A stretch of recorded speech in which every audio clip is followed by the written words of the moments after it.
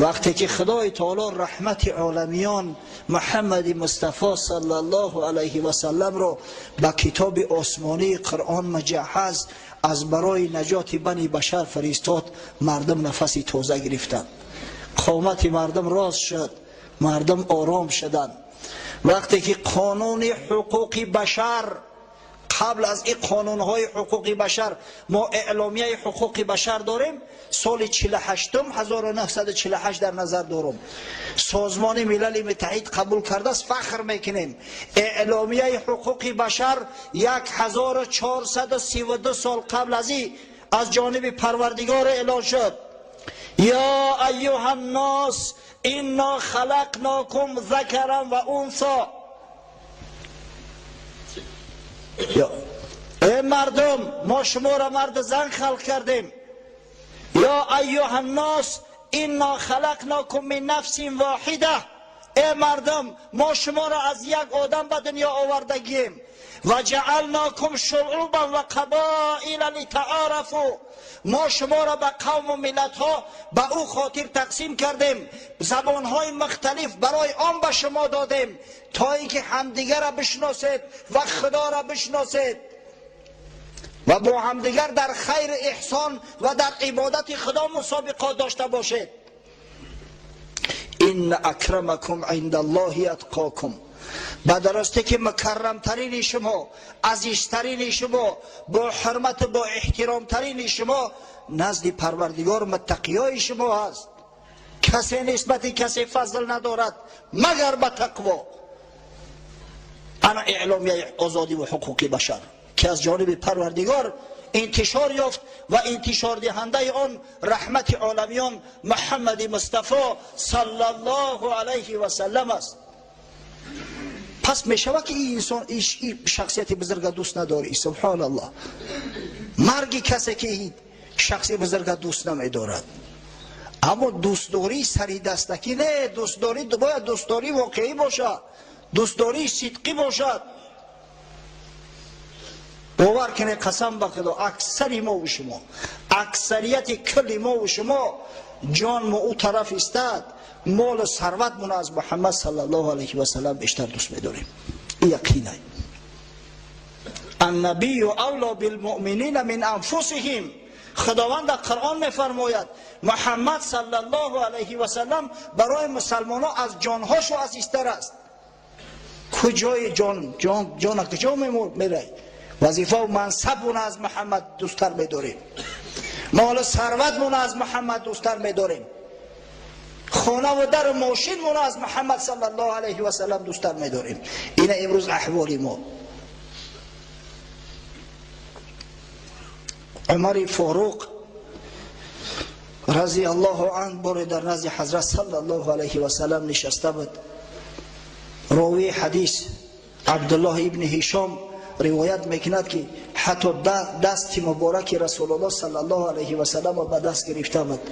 از فرط محبت گفت یا رسول الله لانت احب الی من کل شیء الا نفسی.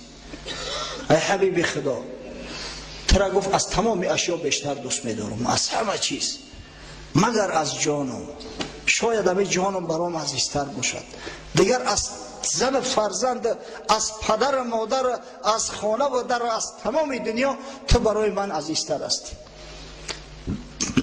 حضرت در جواب فرمود لا والذی نفسی بیده حتی اکون احب الیک من نفسک. یا عمر گفت قسم به خدایی که جان من در قبضه قدرت اوست، تا زمانی که مرا از جانت بیشتر دوست نداری ایمانت کامل نیست.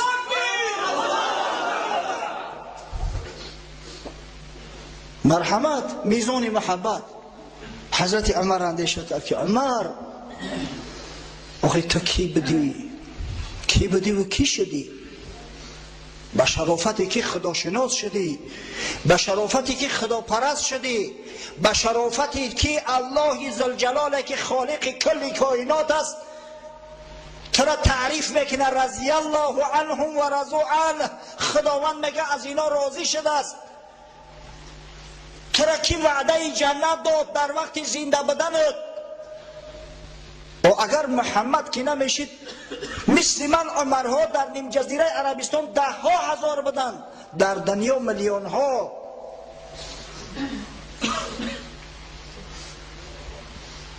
گفت فإنه الآن یا رسول الله والله لأنت احب الی من نفسی. ای حبیبی خدا، قسم به خدا گفت از جانم بیشتر دوستت میدارم. حضرت گفت الان یا عمر. یا عمر گفت الا که ایمانت کامل شد. خوب در خونه اندیشه کنی چند قد دوست میداریم پیغمبرمون. میزان و درجه محبت ما تا کدام درجه است؟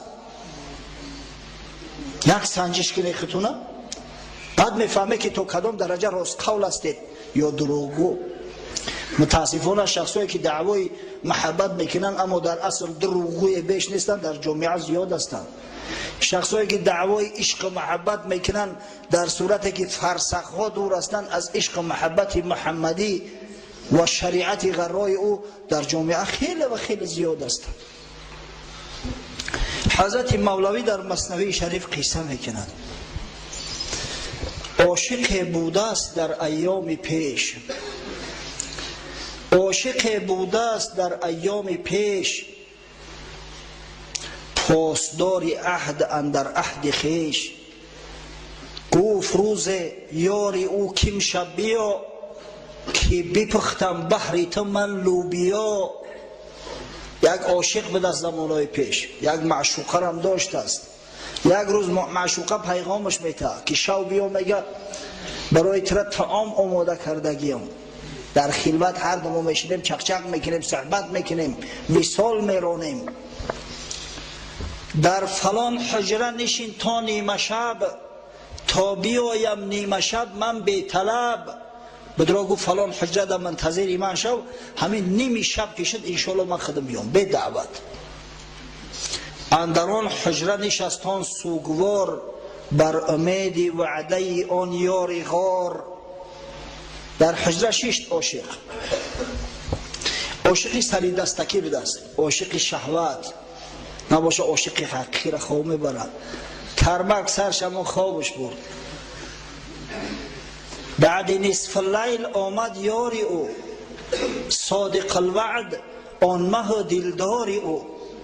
عاشق خود را فتاده خفته دید، اندک از آستین او درید. گردکان چندشان در جیب کرد، که تو طفلی گیر این می باز نرد. نیمی شب که معشوقش آمد که عاشق مستی خواه، لبی آستین شاندک در آمد. کودککا را دیده که بازی کردن، لوای آستین شو میداره، لوای دامن شو میداره. در کیسهش دسته 4 مغزه که دیگر را پیش کرد. مقصد تو 4 مغز بازی که تو چون میکنی تولی کودکی ترا چی و دعوای عشق عاشقی چی؟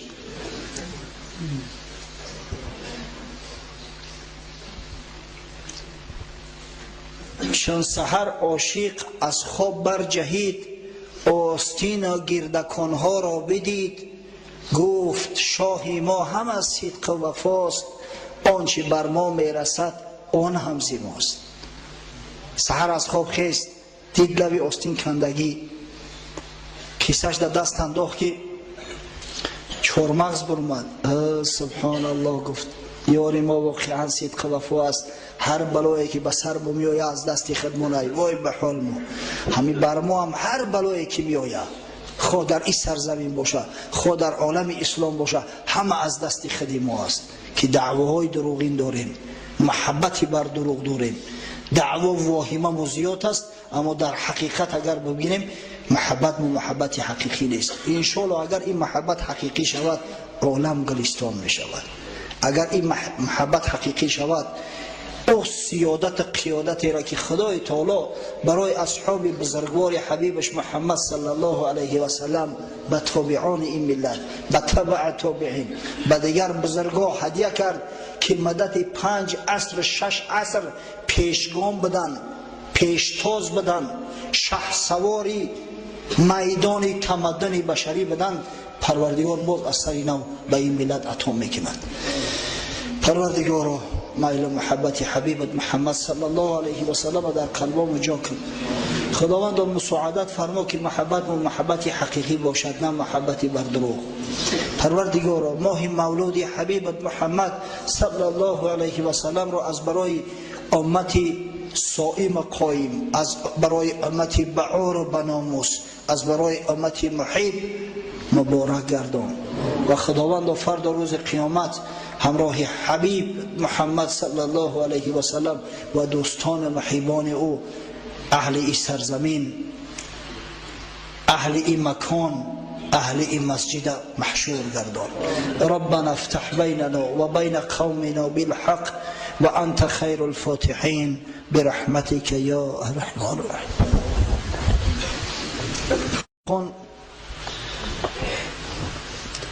خواهش کرده است که در حقش دعا کنیم خداوند سعادت دارین نصیب و روزیش گرداند. در حق حاجی عابدخان برادر که فرزند خود خاندار کرده ایستاده است دعا میکنیم که خداوند از دامان فرزندش فرزندان صالح نوری چشم، خادمان دین مبین اسلام، عالمان به عمل متولد گرداند. در حق یک عیده برادرها که چند طفل را از برای طبابت به خارج می بردند دعا میکنیم که خداوند به او طفلا شفای کامل و عاجل عطا فرماید تا اینکه هر چیز تیزتر و زودتر به نزد پدر و مادر خویش بازگشت داشته باشند. و پروردگارا تمامی بیمارای مسلمان، خواه کلام باشند، خواه خورد، خواه مرد باشند، خواه زن، خداوند شفای کامل و عاجل عنایت فرما. در حق بعضی برادرها زنگ میزنن طلب دعا میکنن اما متاسفانه از خاطر ما میره. در حق دامل و احکام دین، در حق برادرشون محمد جان، در حق دوستا و محباشون، خاصتا یک برادر حاجی بسیار محب است التماس کرده است که در حقم دعا کنن. دعا میکنیم که خداوند جمیع مراد و مقصوداشون حاصل گردانه.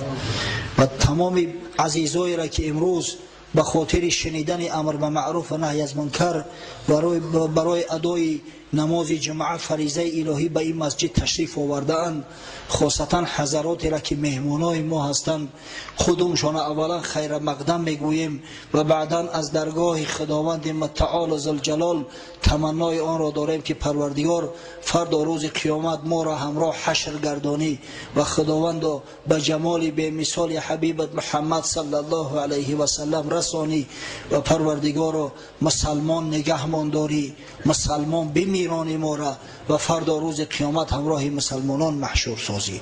آمین یا رب العالمین. یک برادر طلب دعا کرده است، مشکلی داشته است، دعا میکنیم که خداوند مشکلیش آسان گرداند و رزق روزیش فراخ و وسیع سازد و جمیع مراد و مقصوداش حاصل گرداند. یک برادر گفته است در حق مادرم که از دنیا گذشته است دعای خیر کنید. اگه این مادر و پدر می‌بینید فرزندای دیاری ما هستند، فرزندای دیاری ما خدا کنه که صف شماره جوانمردان زیاد شود، انشاءالله در اون صورت مسجدان هم آباد می‌گردند. دیگر برادر از برادر شکایت نمی‌کند، دیگر کمبغلا از بایا شکایت نمی‌کند. زیرا هر پرونده ما را اسلام 1400 سال قبل از این حل کرده بود توسط زکات که فریضه است، توسط صدقات نافله، توسط دستگیری مسلمان برادر مسلمان شد. اما افسوس که ما همون مسئولیتی که خداوند در ذمه گذاشته است همون را انجام نمیدیم. از همین خاطر است تا به حال کمبغل و بایا را نسبتشون نفرت دارند. از همین خاطر است که تا به حال برادر و برادر خودش خصوصیت می‌ورزد. خدا کنه که همه این مسائل مشکل ایسر جامعه مدار شود. خب یک برادر داریم با نام یوسف جان، خداوند سعادت دارای نصیب روزیش بگرداند که محب است، خدمتگار است در مسجد. پروردگار از جمیع بلا و فتان نگهدارش باشه. از که من مخلص شما هستم، از شما خواهش دارم که من 6 سال در خارجی خوانده هستم و تحصیل تا حال تمام نکردم، گناه بسیار کردم. در حقم دعا کنید که حافظ قرآن شوم و خداوند گناهامو بخشد.